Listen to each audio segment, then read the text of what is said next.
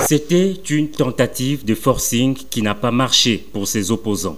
Et le non-respect par ces derniers de l'itinéraire préalablement établi avec l'autorité urbaine pour la marche du 20 mai a provoqué quelques échauffourées dans certains coins de la ville de Kinshasa. Au nombre des victimes figurent près d'une vingtaine de policiers et un mineur dont la brutalité dans l'opération de maîtrise a été unanimement condamnée. C'est pour leur apporter un réconfort moral que le président de la République, Félix-Antoine Tshisekedi Tshilombo, a fait la ronde ce lundi des centres hospitaliers ayant reçu ce malade. Le chef de l'État a visité en premier le jeune Roger Massassou, interné à la clinique Promédis du quartier des Bonhommes, à la suite de son interpellation brutale.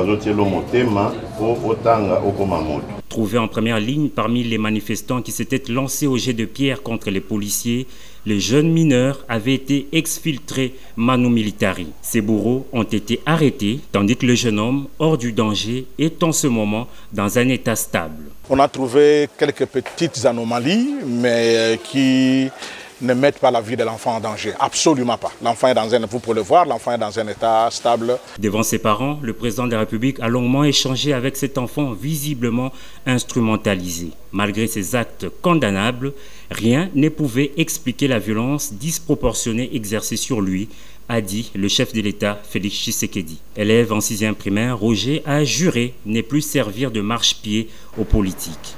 À la clinique La Candeur délimitée, c'est près d'une vingtaine de policiers blessés qui ont été admis.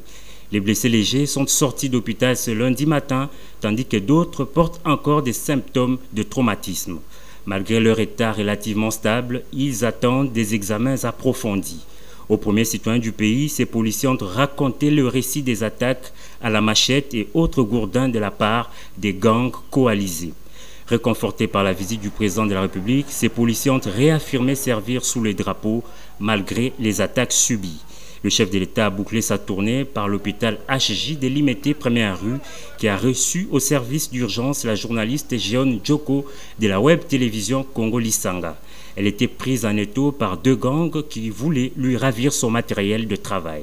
Après avoir résisté, elle s'en est sortie avec un coup de machette à la tempe. Sa vie est hors du danger et elle poursuit des soins appropriés. Partout où le chef de l'État est passé, la prise en charge est assurée par l'État congolais. Il faut dire qu'aucun mort n'a été signalé ni constaté, contrairement aux rumeurs répandues dans l'opinion publique.